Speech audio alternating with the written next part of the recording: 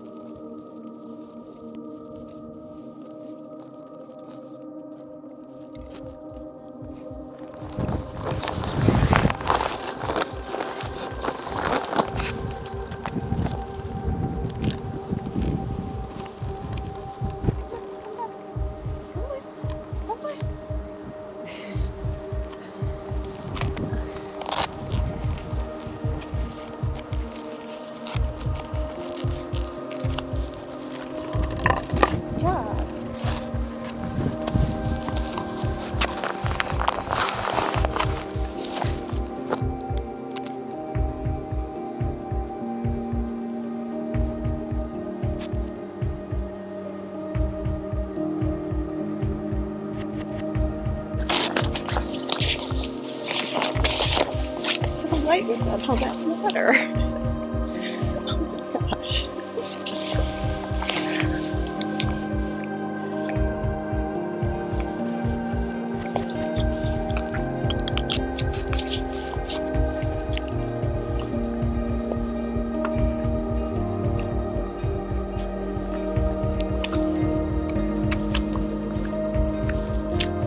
In case you couldn't tell, it was a very hot trip in Canyonlands National Park.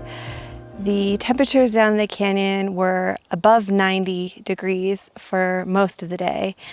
The day prior to going in on my trip at 5:30 p.m., it was 90 degrees at the trailhead. So, yeah.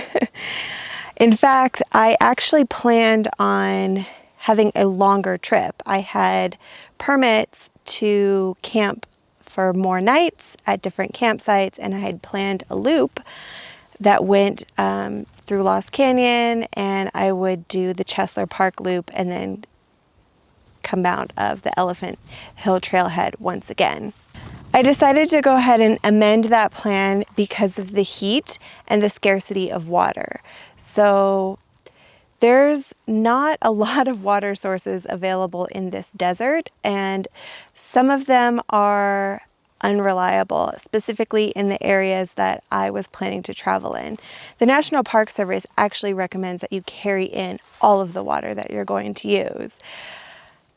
That was not feasible for me. As it is, for this one night trip, I already carried in 2.5 gallons of water.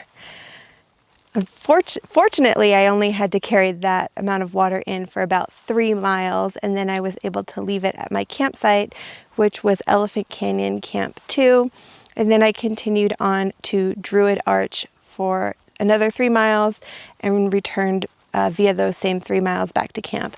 So all in, on day one, I hiked 9 miles, which I feel was pretty good, especially considering the heat. But by the time I got back to camp, it was about 2 p.m., which is kind of like the hottest part of the day. I was pretty well spent, and I just kind of like laid down on the Slickrock and just took a nap for about 30 minutes. So interestingly, Slickrock is a bit of a misnomer. Actually, it's completely a misnomer because the Slickrock is actually very grippy, and the way that this trail is built really takes advantage of that.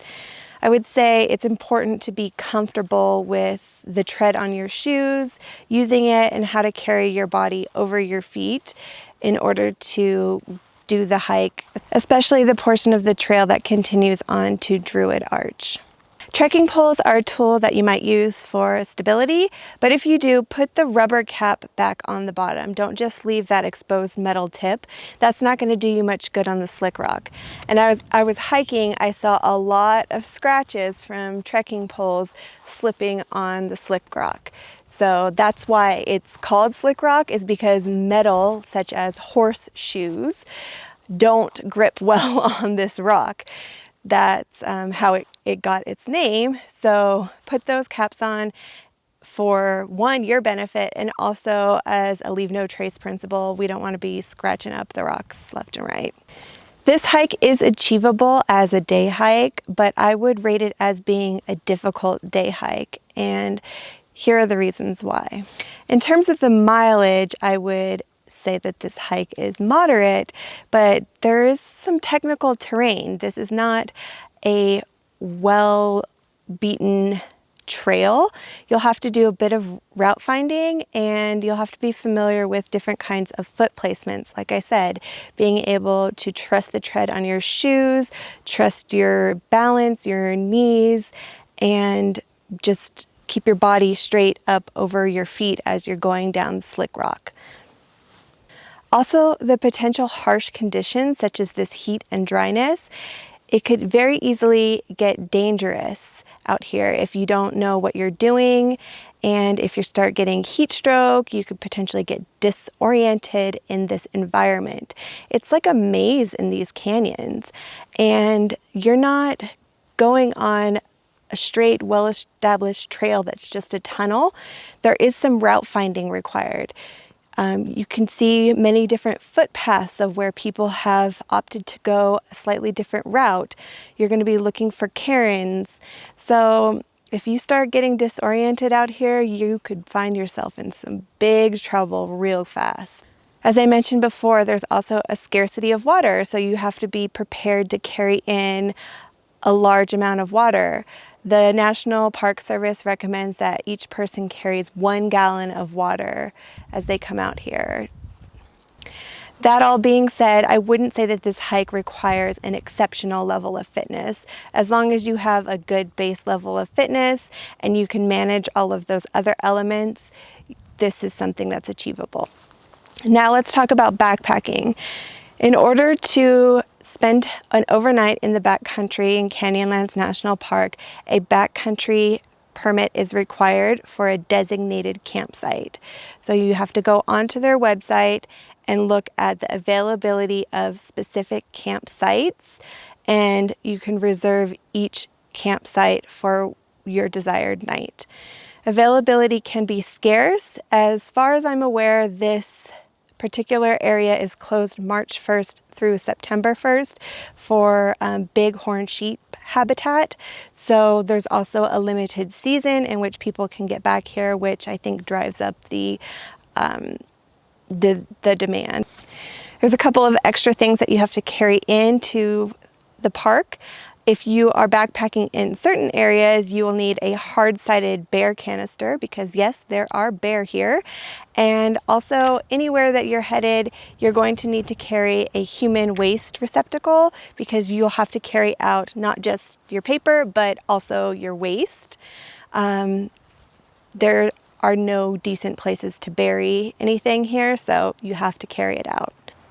Also, you're never allowed to have wood fires here, and you cannot set up hammocks or any other fixed lines such as a laundry line or anything attached to vegetation, natural landscape, or government property. So if you are like me and you have a tent that is non-freestanding, you'll probably want to bring some additional cordage because depending on the campsite you're staying at, it is more likely than not that you won't be able to stake out your tent. So you'll want to utilize the rocks, tie your cordage around the rocks, and stake out that way. Or cowboy camping is an option. Despite the heat, I had a phenomenal time in Canyonlands National Park, and I really fell in love with hiking on that Slickrock. It was such an interesting experience and I really liked it. I hope you enjoyed this video. If you did, please give it a thumbs up, leave me a comment, and subscribe to my channel. I'll see you again on the next adventure soon. Take care. Bye-bye.